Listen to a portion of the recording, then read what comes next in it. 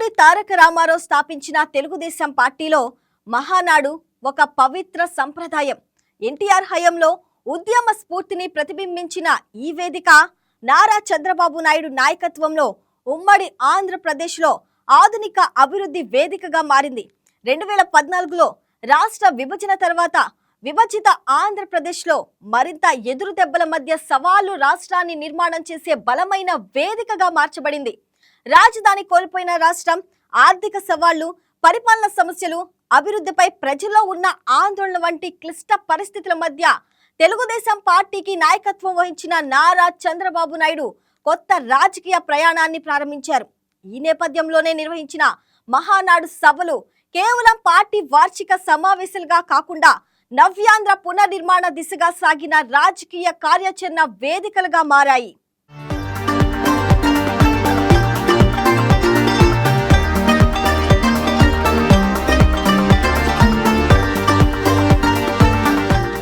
Telugu Desam party చరిత్రలో మహానాడుకు ప్రత్యేకమైన ప్రాధాన్యం ఉంది.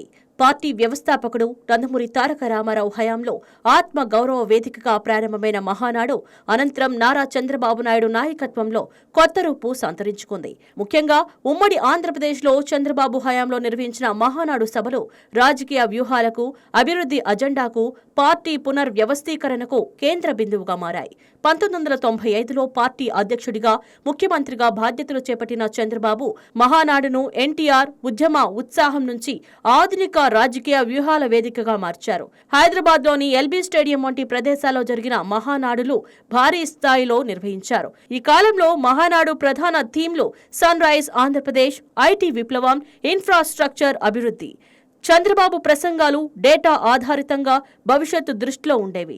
హైదరాబాద్ను సైబరాబాద్గా మార్చడం, రోడ్లు, విమానాశ్రయాలు, పారిశ్రామిక పార్కులు వంటి ప్రాజెక్టులు మహానాడు తీర్మానాల్లో భాగమయ్యాయి. జాతీయ నాయకులు, పారిశ్రామికవేత్తలు హాజరైన ఈ సమావేశాలు రాష్ట్రానికి గ్లోబల్ గుర్తింపు తెచ్చాయి. చంద్రబాబు హయాంలో మహానాడు నిర్వహణలో టెక్నాలజీ ఉపయోగం, ఎల్ఈడీ స్క్రీన్లు, లైవ్ ట్రాన్స్మిషన్ వంటి ఆధునిక అంశాలు ప్రవేశపెట్టారు.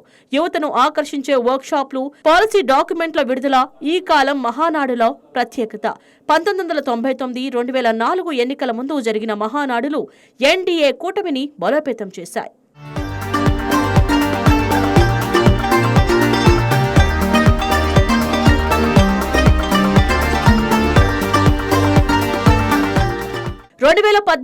జూన్లో రాష్ట్ర విభజన జరిగిన తర్వాత ఆంధ్రప్రదేశ్ ఎదుర్కొన్న సవాళ్లు అపారం.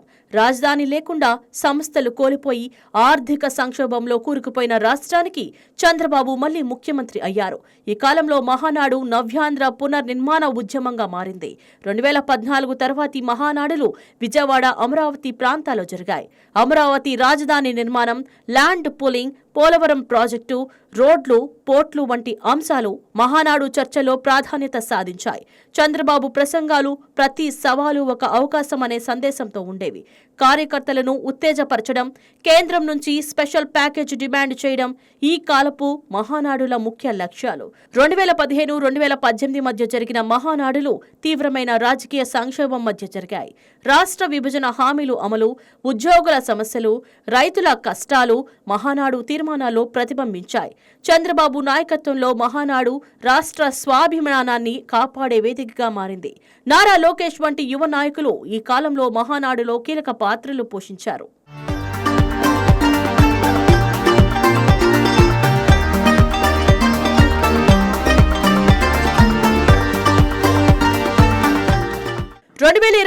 ఎన్నికల్లో అపూర్వ విజయం సాధించి మళ్లీ అధికారంలోకి వచ్చిన చంద్రబాబు హయాంలో మహానాడు మరింత బలంగా కొనసాగింది. విజయవాడ, తిరుపతి, రాయలసీమ ప్రాంతాల్లో జరిగిన సమావేశాలు రాష్ట్ర పునర్నిర్మాణంపై దృష్టి సారించాయి. అమరావతి, విశాఖపట్నం, కడప వంటి ప్రాంతాల అభివృద్ధి, ఇన్వెస్ట్మెంట్స్, ఉపాధి అవకాశాలు, మహిళల సాధికారత, యువత నైపుణ్యం వంటి అంశాలు మహానాడు చర్చల్లో ముఖ్యం. ఈ కాలంలో మహానాడు ఆధునిక రూపం సంతరించుకుంది. డిజిటల్ టెక్నాలజీ, హైబ్రిడ్ మోడ్ ఏర్పాట్లు, విస్తృత కార్యకర్తల కృషి గుర్తింపు పొందాయి. చంద్రబాబు దూరదృష్టి కారణంగా మహానాడు కేవలం పార్టీ సమావేశం కాకుండా రాష్ట్ర అభివృద్ధి థింక్ ట్యాంక్ గా పనిచేస్తుంది. మొదటి రోజు పార్టీ సమీక్ష, రెండవ రోజు తీర్మానాలు, 3వ రోజు బహిరంగ సభ. ఎన్టీఆర్ జయంతి సందర్భంగా జరిగే ఈ సమావేశాలు పార్టీ ఐక్యతను, ప్రజా సమస్యల పరిష్కారాన్ని ప్రతిబింబించేవి. విభజన ఆంధ్రప్రదేశ్లో రాష్ట్రం ఎదుర్కొన్న ఆర్థిక సంక్షోభం, రాజధాని సమస్య, ఉద్యోగుల ఆందోళనలు మహానాడు ద్వారా ప్రజలు ముందుకు తీసుకువెళ్లారు. చంద్రబాబు నాయకత్వం రాష్ట్రాన్ని మళ్లీ అభివృద్ధి పదంలో నడిపించడానికి మహానాడును బలమైన ఆయుధంగా ఉపయోగించారు. మహానాడు ద్వారా పాస్ చేసిన తీర్మానాలు రాష్ట్ర పాలసీలకు మార్గదర్శకాలయ్యాయి. విద్య, ఆరోగ్యం, వ్యవసాయం, పరిశ్రమలు, మహిళల సాధికారత వంటి రంగాల్లో ఆయన చేపట్టిన కార్యక్రమాలు మహానాడు వేదికగా ప్రకటించారు.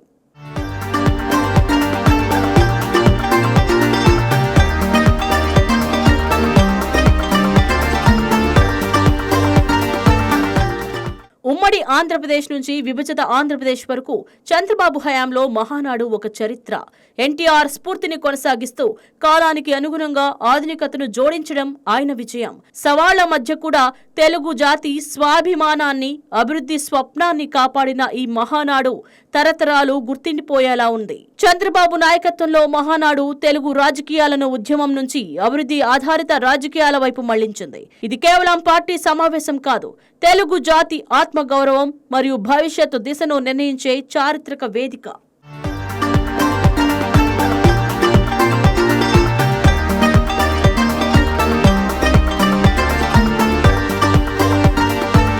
మహానాడు స్పెషల్లో ఇప్పుడు షార్ట్ బ్రేక్ తీసుకుందాం.